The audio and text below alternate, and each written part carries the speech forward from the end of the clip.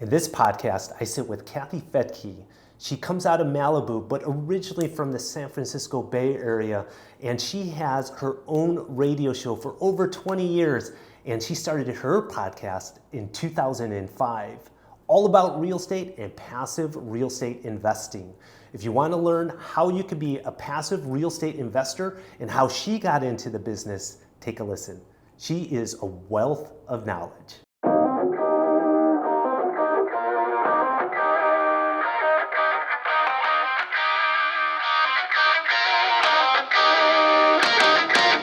Nice to meet you. Okay. Likewise.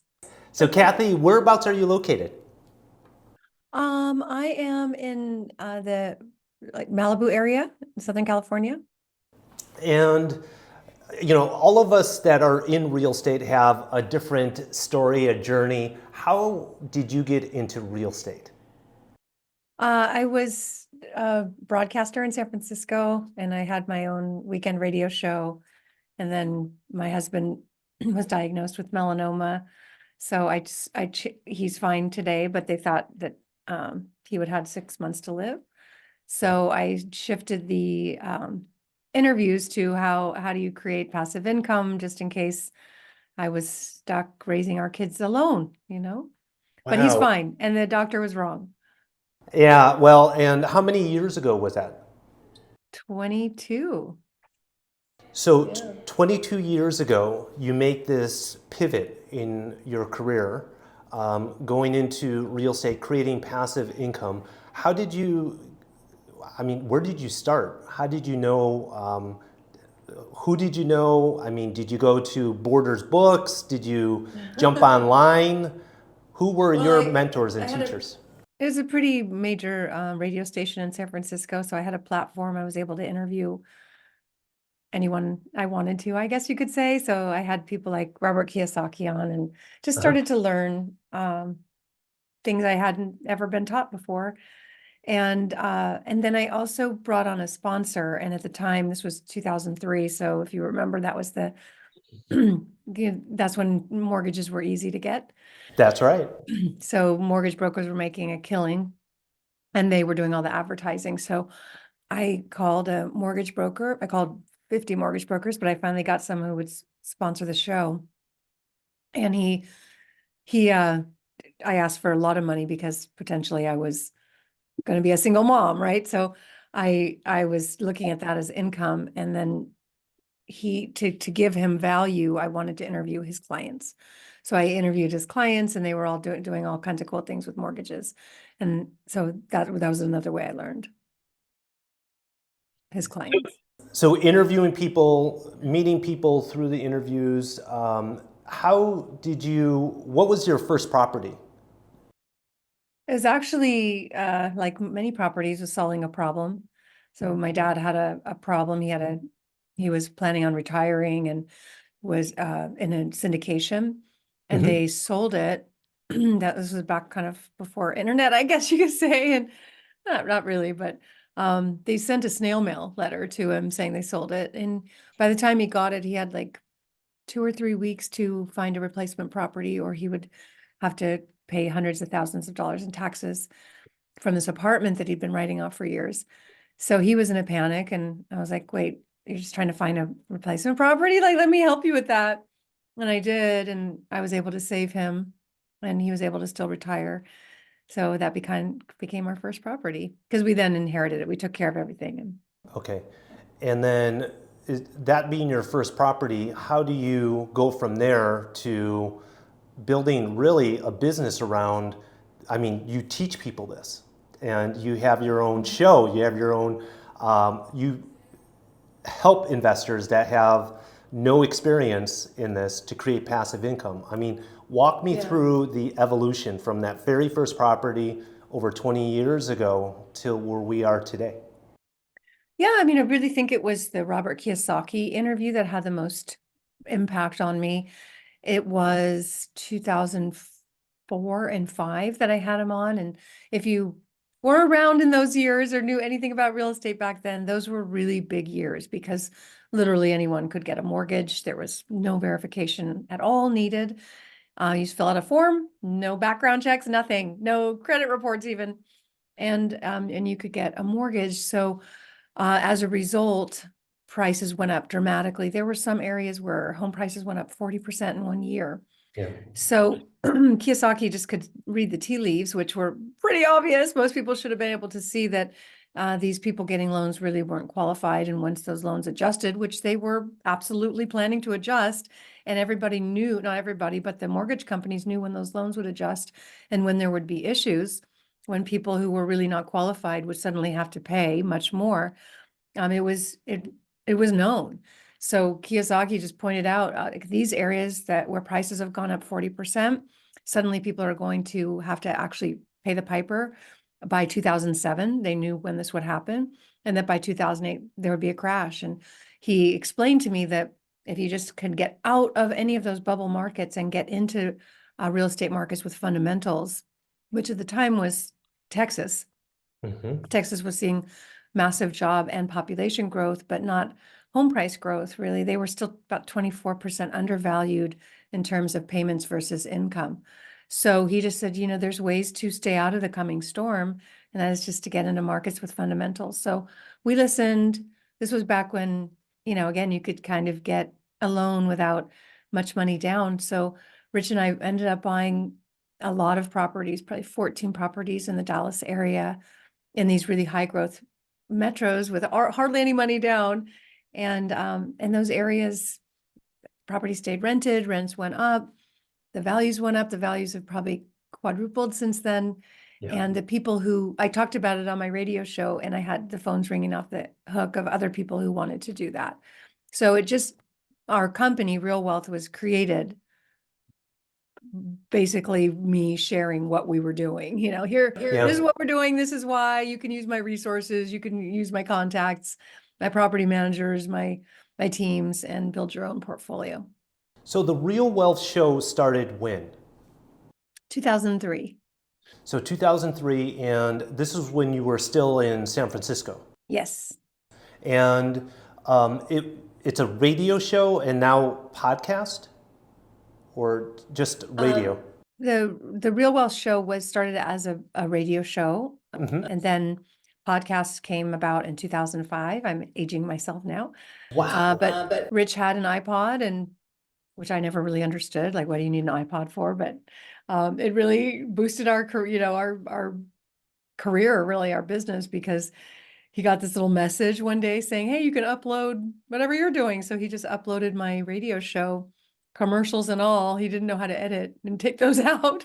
And so those vendors got like an extra boost. But almost overnight, I had listeners in 27 countries instead of just San Francisco. And so for you, how, starting with the radio show, podcast, man, you've had a podcast for almost 20 years then. Yes. And you're still doing the podcast. How frequently are you putting out podcasts? Real Wealth shows once a week, and I have Real Estate News for Investors, which is just a 7 to 10 minute show. I try to do as often as I can to update our listeners on the ever-changing real estate market and interpreting the headlines, which are often wrong. How do you see the real estate market right now? I mean, a lot of people, we specialize on second home real estate to Americans in Cabo San Lucas. And so our market, I've been here for 20 years, and we follow the US real estate market. So we're constantly tracking what's going on. When interest rates go down, they go up. That directly influences our real estate market, even though 99% of our clients are purchasing with cash and they're not leveraging their purchase. But so what do you see in the real estate market for 2024 and in the next coming years? Well, the real estate market, quote unquote, is massive, and there isn't really a market. Like their office, for example, is real estate, but it's tanking. And that's often what you'll see in the headlines is real estate is troubled. And if you read the article, it's about office, and downtown office is really in trouble.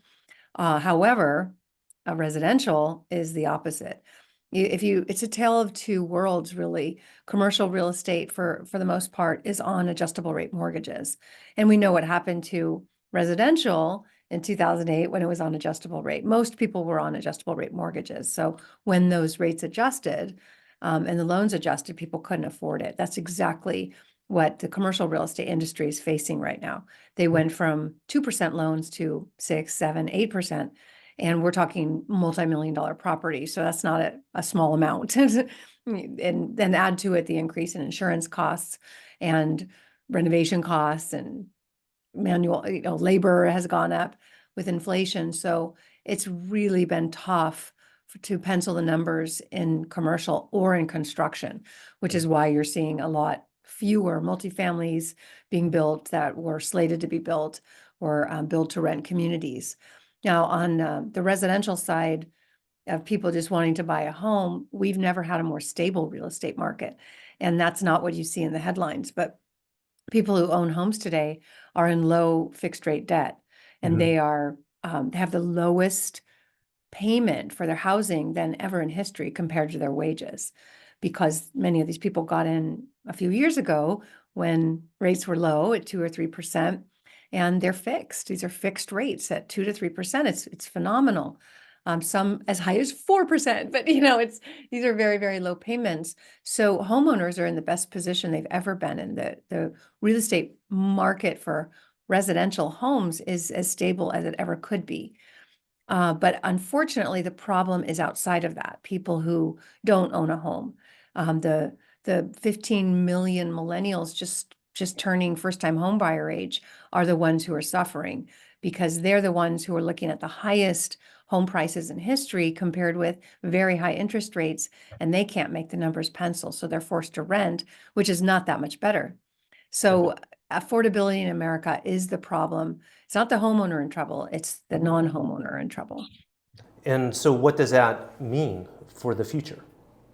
It means we better get some more affordable housing on the market, or it's a tragic situation, or bring in more government stimulus to, tax credit type thing to encourage builders to want to take the risk. At Real Wealth, we syndicate, meaning we bring investors together and we do build communities, but it's not easy and it's hard to find a deal that works. So why would a builder bring on new affordable housing just to lose money? It's not how it works. So either they have to get some government incentive or tax credit, but leaving the government to build affordable housing is not the solution either. In LA, I'm here in Los Angeles, and Santa Monica City Council passed something to create 100 homeless units. They're going to build an apartment building for the homeless with 100 rooms. Now we've got thousands of homeless people in the Los Angeles area, so it's not going to make a dent. And it turns out that it's like $1 million per unit. So, so like, it just like, don't leave it to the government. It's got to be builders and business professionals who bring on the supply, but there needs to be some kind of incentive. So with your show, how many viewers, listeners do you have on a weekly basis? On the Real Wealth Show? Yeah.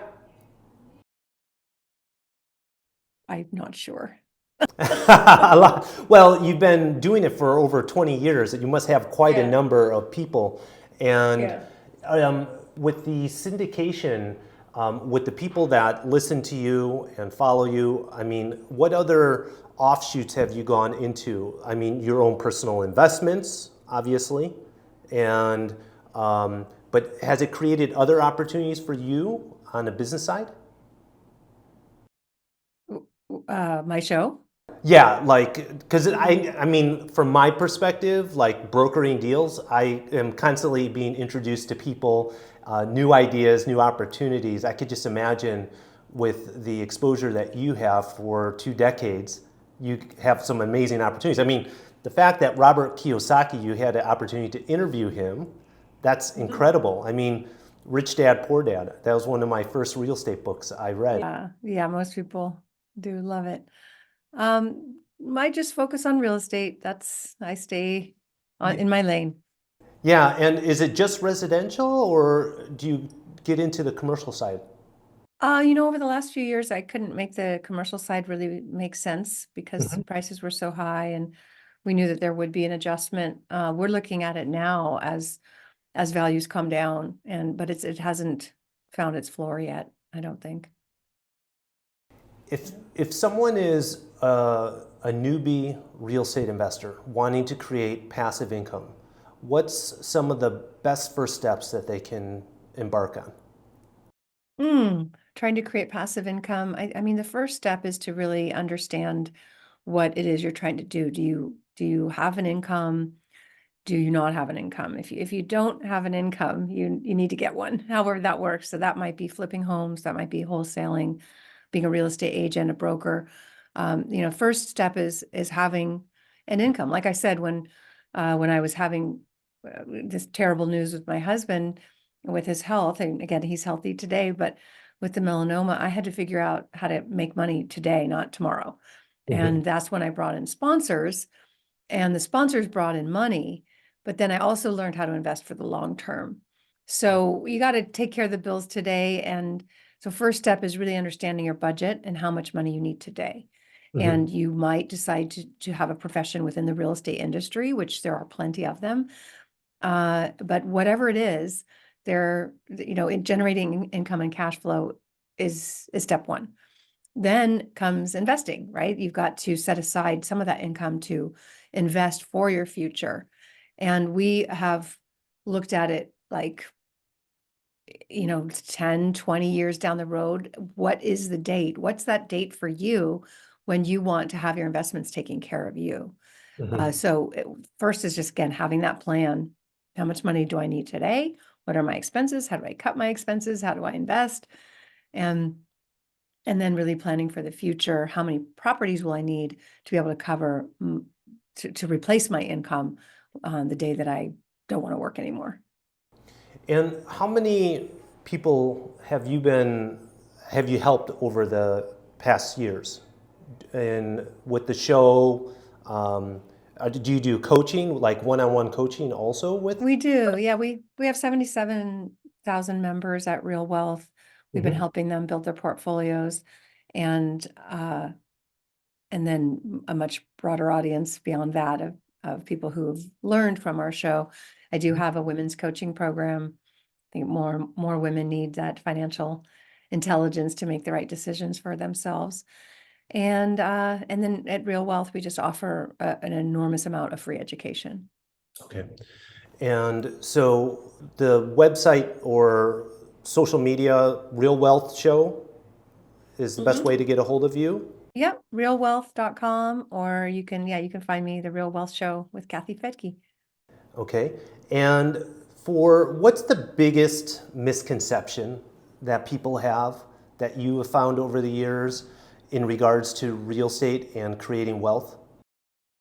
The biggest misconception is that I should wait. I should wait till I have more money, more Mhm. time. The thing about real estate is it does better over time. Mhm. Unless you're a flipper, of course, then you got 4 to 6 months, right? You got to buy the Right. property, fix it up, and sell it as fast as you can. But if you're in buy and hold real estate, which is my focus, time is on your side, especially if you're in an area where there's the fundamentals, like I said, there's job growth, population growth, and a demand for housing. So over time, especially given the way that our government runs our finances these days, which is pretty much to just print more money to pay for the debt that we already have and then print more money to pay for the interest on that debt. There's no getting out of this cycle of money printing. We're Mhm. stuck in it. There's no way to charge enough taxes to pay for it. So in that kind of environment, inflation is just going to be a way of life. It's what we have based on just spending too much money government on the government level and then needing to print more to pay for things. And that is as a silent tax that affects everybody in the form of inflation. So if you want to stay ahead at all, or not even stay ahead, stay afloat, Right. then you have to stay ahead of inflation. And real estate has proven to do that. It's if you're not in an asset that inflates ahead of the inflation that we're going to be experiencing, you will be struggling, you will be left behind. There's no way to earn enough to keep up with inflation. You have to own assets. Yeah.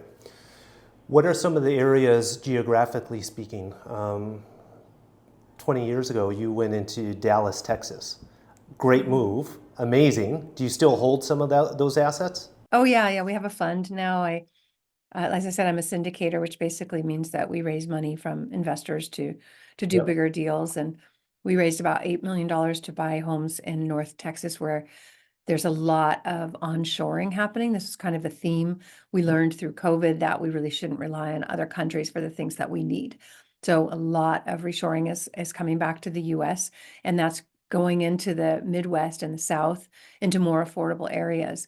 So chip manufacturing is coming back. You want to find little pockets of the US where that is happening, and North Dallas is one of those areas.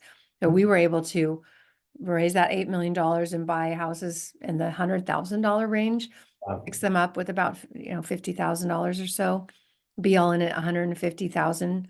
Under 200,000 was our buy box, and they rent for 1% of purchase and renovation cost. And that's all surrounding these new chip manufacturing facilities. There's billions and billions of dollars going in there. So that's just one. Yeah, we're heavily invested in Dallas. Also in parts of Florida, we follow the demographics. The area in San Antonio, between San Antonio and Austin, is super hot because of that's an area where there's going to be more and more industrial and transportation for this onshoring that we're doing, for the manufacturing that's happening in the US. You're going to see more and more transportation hubs needed and industrial. So we really love that San Antonio, Austin area as well. Mm-hmm. Any other areas that are catching your eye, or other investors? Yeah, it's really interesting. I interviewed a climate change expert from CoreLogic, and I'm going to Northern California next week, and it's like 118 degrees in the Shasta area. It's crazy. So one of the things that he said is we're going to see more and more heating up, and that's just a fact that every year seems to be getting hotter. So there's certain areas that I personally avoid because, Arizona is one. Even though it's a very popular place for people to invest, I'm concerned about water there. In Texas, it's hot too, but they do have water. They get a lot of rain there. That's not the case in Arizona. They're having some water issues. A place where there's plenty of water and very, very, very low climate risk, according to these scientists and the experts that I interviewed, is all along the Great Lakes. There is the lowest climate risk because I guess the lakes cool things down. So some of the areas where we found great cash flow and great investments also are really good for the long term, apparently. Cleveland, Detroit, Chicago, Minneapolis, all up there is Wow. for the long term a good investment. That's where I'm originally from, Chicago, the Great Okay, Lakes, Lake yeah. Michigan. So it's good to hear that some people are keeping their eye. I've been out of there for 20 years, and the taxes have eaten people out of the state. And so it's good to hear that some people are investing. Yeah, I hope that some of these areas learn. We don't like Chicago because of the taxes, that's for sure. Yeah. Ohio can be pretty rough too, in terms of they will have inspectors come and look at your rental property and just tell you things you have to fix, and Yeah. pretty brutal. So you do have to be careful of local legislation for sure. Well, Kathy, thank you very much for taking the time and talking about the Real Wealth Show and your real estate experience. I know a lot of our listeners are going to get great value. And for all of the people listening, if you're interested, make sure to Google Kathy Fettke and the Real Wealth Show. Thank you. Thank you. All right, have a great day. You too. Bye-bye. Bye-bye. Thanks for listening to this episode of the Nick Fong Podcast. Make sure you subscribe to the podcast and the YouTube channel at youtube.com/Ronaval Real Estate, and follow Nick on Instagram at NickFong_Ronaval.